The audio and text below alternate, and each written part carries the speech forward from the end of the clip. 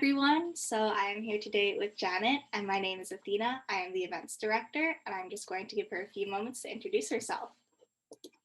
Hi, everybody. I'm Janet Bayramyan. I'm a licensed therapist, and I specialize in working with individuals that want to improve their relationships, as well as working with clients that want to heal from any past trauma. That's interesting. So how did you get into that topic? So, in terms of why I became a trauma and relationship therapist, is it's something near and dear to my heart. I feel like individuals that have gone through relationship struggles, have gone through really hard times in their lives, I actually consider to be some of the most resilient people that I've ever met. And the reason why I feel like a lot of people, at least that I see that come into my office, they weren't taught certain coping tools. They weren't taught necessarily how to communicate well in their relationships. Maybe they had poor role models in their parents, and so they're wanting that guidance and they're wanting that support. So I really love the work that I do with the clients that I work with. That's really inspiring. Would you say that this was something that you've always wanted to pursue as a career? No. um, I actually didn't know what I wanted to be when I grew up. Like, everyone has that phase, I think, in college where they're like, what am I supposed to be doing? Yeah. Um, but the reason why I actually got into therapy is because in my time in college, I was just struggling, dealing with a very difficult time, fell into a depression, and I started my own counseling. And I really just worked with some really awesome therapists in my life. And because of that, I realized, wow, this is something that I think I want to do. And I've always been someone that has had a lot of empathy, good listening. And so that's really what inspired me to get into this field. Did you ever feel stigmatized about working in a field that wasn't as prevalent in past generations? Actually, not necessarily stigmatized like in our current culture, because I think more and more people are talking about mental health and going to therapy, and it's luckily becoming a much more of a thing that we just do, like brushing our teeth. But more so, I would say in my culture of origin, I come from Armenian Russian culture. So growing up, like nobody ever talked about therapy. I didn't know therapy was a thing. So it was more in those specific cultures, but I do think now that the younger generations are having those conversations and going to therapy, my hope, and I'm seeing that is becoming less stigmatized. Definitely something that is becoming more, I guess, mainstream as we continue through generations. What would you want to say to people who are unsure whether or not uh, therapy is for them or anything like that? I would say just try it out. If you're not sure if it's for you, try it out. You can even try several different therapists to see, who you may have a connection with. And I would say, I firmly believe that therapy is for everyone. You don't necessarily have to be going through a difficult time in your life to start. You can just want to self improvement, do that kind of work. You can want to explore your background, your history, and your family. There's so many reasons to go, not just because, you're experiencing relationship issues or depression or things like that. So I really feel like it's for everyone. And I would just say, try it out. Yeah, definitely. You mentioned problems in relationships. What would you say are some misconceptions people have about communication in their relationships or relationships in general? So, biggest thing I would say, this is not with every couple, but at least the couples that come into my office, is um, there's this idea that, oh, my partner should just know when I'm sad, or my partner should just know, that I need their support in this moment. And I really feel like that's not fair in relationships. Like, we're not mind readers. Even the most empathetic people that can read people well don't always get it right in their relationships. So it's really, really important to communicate our needs. It's really important to say, I'm feeling really sad right now. I need a break. Or can you just give me a hug? I'm needing that nurturing right now. I would say that's one of the things that I really think is not fair in partnership. Like we don't always know what our boyfriend, girlfriend, husband, wife needs. Definitely agree that communication is important. What would you say are some tips for keeping a solid line of communication? So I would say don't wait for an issue to happen before you talk about whatever it is that you need to talk about. So often I see couples having those big, deep conversations about things when something happened or when something triggered them to get into a fight. And some of the best advice I've even received in my own life is don't wait for things to blow up or boil up before you talk about it. Talk about it and be proactive. You can talk about it when you're in a much more calm state of mind, which is actually healthier. So I would say don't wait for something to happen in order to communicate with your partner about the specific need or the specific issue. Yes, that's definitely a good tip. Thank you for that. Would you, now that we're in sort of pandemic COVID-19, would you say that since many relationships have had to try sort of this online aspect, how would you say that affected communication or relationships? So, a lot of couples I know have either had too much distance with each other during the pandemic or they've had too much closeness. Interestingly, like it's hard for some couples to figure out that balance, understandably so, because of just how weird this last year was. So, in terms of navigating that, it's going to be important to state what the needs are, communicate boundaries, and in terms of the online component, we can do these things like have Zoom dates. We can do these things like, have these like watch parties and stuff like that over Netflix, your favorite show or movie. That's a great way to keep the connection alive. What I will say though is, I'm very much a realist actually. So what I'll say that, each of us, we have our love languages. So some people, they like acts of service. Some people, they like physical touch. Other people like words of affirmation. Each person has, their top like 2 or 3 love languages. And so what's important is, we need to know what that is for us. And so if you're someone, for example, that like physical touch is really important to you, then having the relationship online, solely online, is going to be really, really hard. And so we want to be very realistic about that. We want to be honest with ourselves and we want to have communication around that in the relationship to see what can be done. So that may mean, we quarantine for 2 weeks, get some COVID tests, and then see each other, in a specific physical space. It may mean, if your love language is acts of service, it may mean, going that extra mile to do something for your partner that they would really appreciate. So I would say it's important to be very conscientious about that, because if we're strictly focusing on let's Zoom together, it's hard because there's limitations with everything. So I would say it's important to be realistic. Oh yeah, for sure. You mentioned earlier about languages for people at home who are not too sure what those love languages are or sort of how that affects them. Would you be willing to go into more detail about that? Yeah, sure. So the 5 love languages, there's a book about it, actually. It's by Gary Chapman. It's really, really helpful. And you can even find there's a 5 love languages quiz online. You can even take that quiz to see, where you fall on the spectrum of the different love languages. So there's 5. So there's words of affirmation.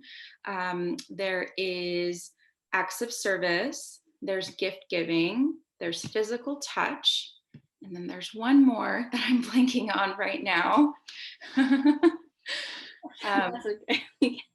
uh, so what's important again is we want to know what our love language is. It'll come to me, and I'll say it when it comes to me. But essentially, what I'll say that's really important is oftentimes we give love in the way that we want to receive it. So, for example, for me, I'm a person that really enjoys physical touch. So that's one way that I notice I share my love in my relationship. But my partner, he's someone that really appreciates acts of service. And so it's important to be mindful of what our partner's love languages are.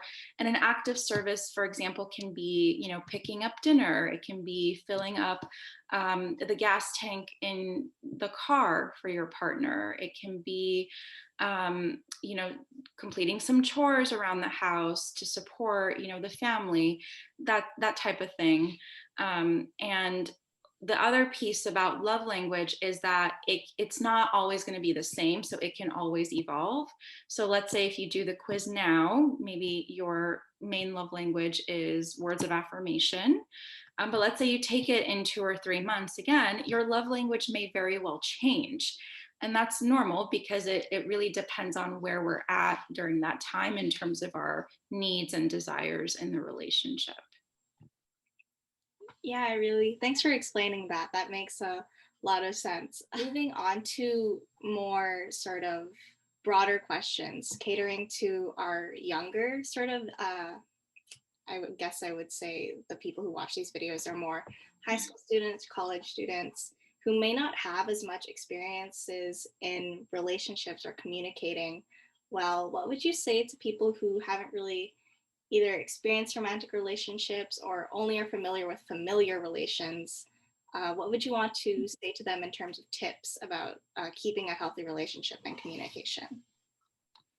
Yeah, so what I would say is even if you haven't, been dating or you've never been in a relationship before, that's okay. You can still work on practicing communication. So what I would even say is, practice with your friends because that's also a very important relationship in your life. And so often, we may fall into these tendencies of not wanting to disappoint people or not wanting to ruffle their feathers or anger people. And so often we may keep stuff inside, or we can be on the other end of the spectrum and have really high reactivity, high emotional reactivity, or we may shut down.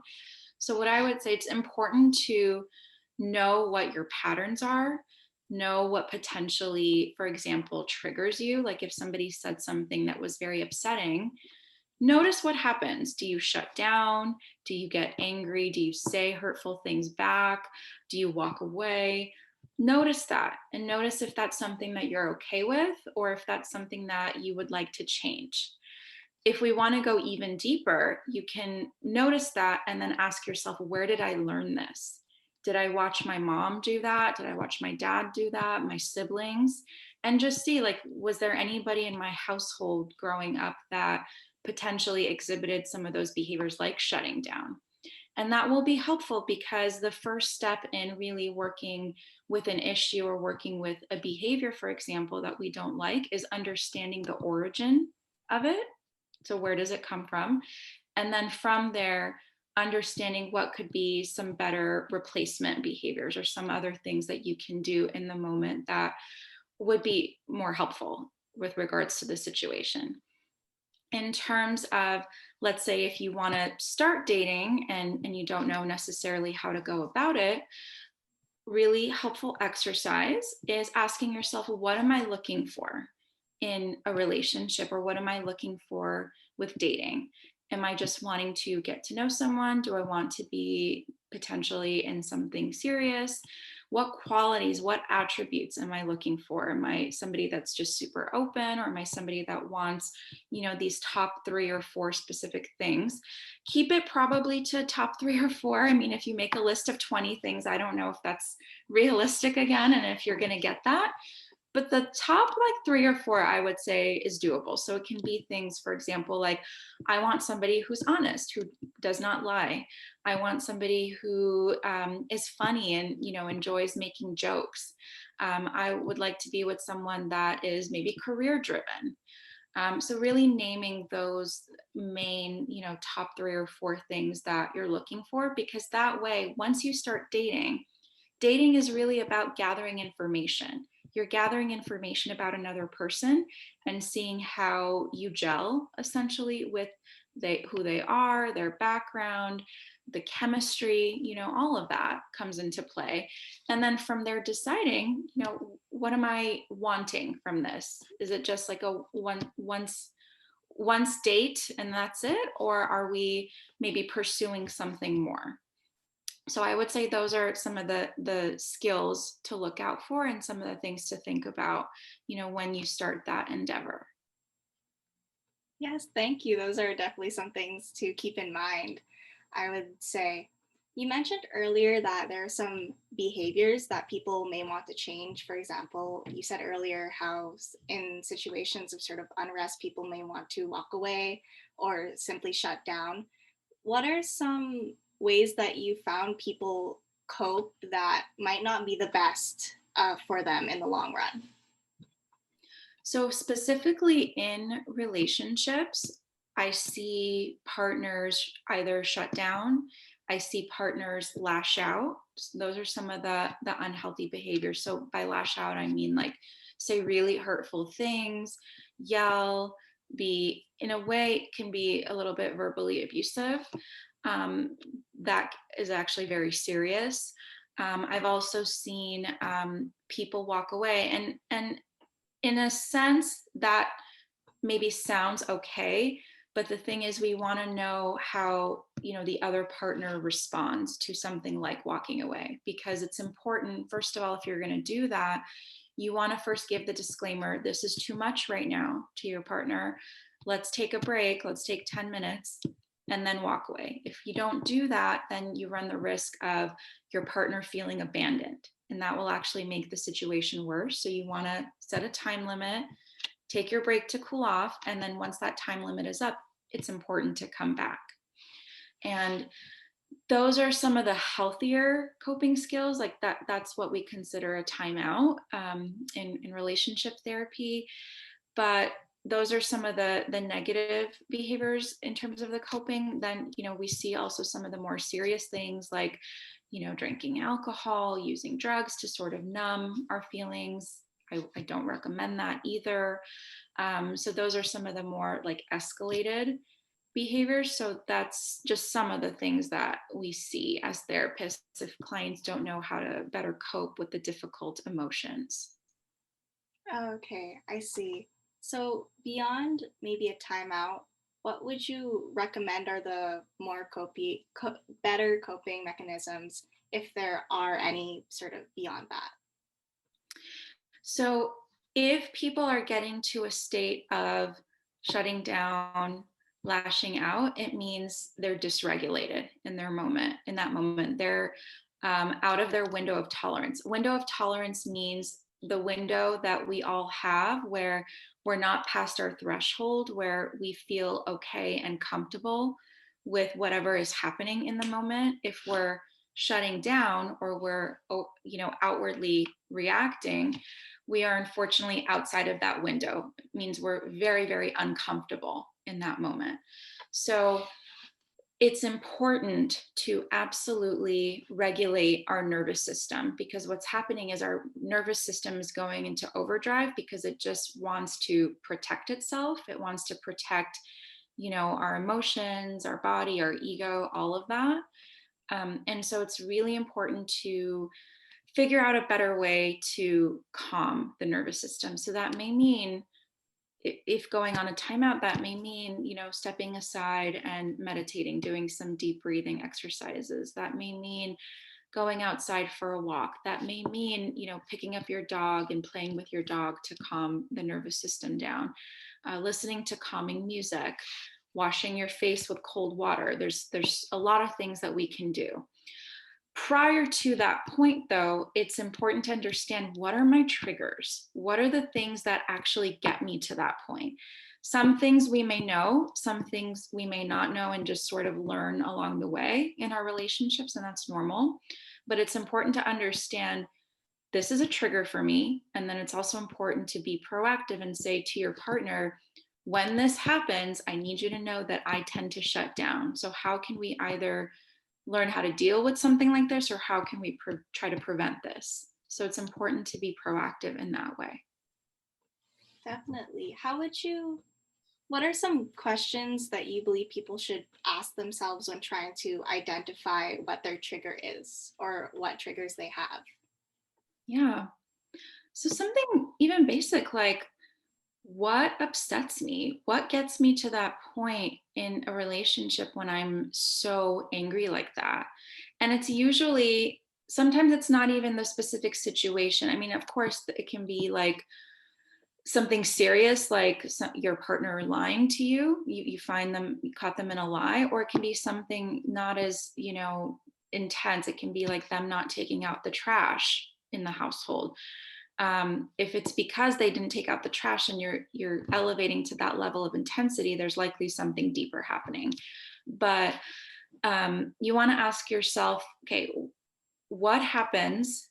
What makes me so angry and frustrated in those moments? And there's typically an underlying theme. Am I feeling abandoned? Am I feeling betrayed? Am I feeling lonely and lost? We want to know what the underlying theme. That's what is helpful with therapy, because so often we look at the situation and it's like, yeah, because my partner didn't take out the trash, right? But it might not be the thing on the surface that you're thinking. It might be something deeper within that's happening. So that's what therapy can help you tease out, to figure out if something deeper is happening in terms of some sort of a theme or pattern that you're noticing that's triggering. Yes, thank you for that. That was definitely interesting. And I think that's important to sort of identify what your triggers are. And what would you say are some sort of, as a wrap up question, what would you say are some resources people can go to so that they can learn more about therapy, communication, and with their relationships? Yeah, so the five love languages is a really great start in terms of understanding what our love languages are. You can go online and take that quiz. The other recommendation, one of the scholars in relationships and relationship counseling is from a psychologist and his wife, who is also psychologist, Dr. John and Julie Gottman. They have an amazing website. You can go to the gottmaninstitute.com, and they publish, monthly, actually probably weekly articles from many relationship therapists. They have some amazing books that you can purchase that talks about, some of the signs that a relationship maybe isn't working or headed for divorce. They also have information and tools on communication. So I'd recommend going to their website and checking out some of their books and articles that they have. And also some other resources that I would look into and consider is a few other relationship scholars. So I really like Dr. Terrence Real. He has a book called The New Rules of Marriage. It's more for married couples, I would say. But he just offers really straightforward advice that I like. And then there are some books on attachment style. Maybe we could do another, YouTube video about that. But learning about our attachment style is very helpful in relationships, because it essentially identifies how we show up in relationships. And so there are books about attachment style as well. There's a book called Attached, and then there's also a book called Wired for Love and Wired for Dating. And those are really helpful in understanding, again, how we show up, how we potentially show up in relationships depending on our style of attachment. Great. Thank you for those resources. They definitely sound interesting, and I do appreciate straightforward advice as well. And a lot of your answers have been straightforward. So I do appreciate the time that you've taken here today to answer my questions and just sort of give us a great general insight into relationships and communication in general. Do you have any sort of last words for everyone at home who's going to be viewing this about anything that you'd like to say? Seek out counseling. I know I'm pretty biased because I'm a therapist, but I really believe that it is so helpful. And again, you don't need to be going through serious issues in order to start. It's such a good way to get to know yourself and figure out what you're wanting, what you're looking for in your life, and how to, communicate and set those boundaries that you're wanting to do. So I really recommend it. And just really get to know yourself. You can get to know yourself by even doing things like journaling, on a daily basis or a couple times a week, and reading books and gaining knowledge and insights. I really firmly believe that knowledge is power. So that would just be some of the basic advice that I would offer. Great. Okay.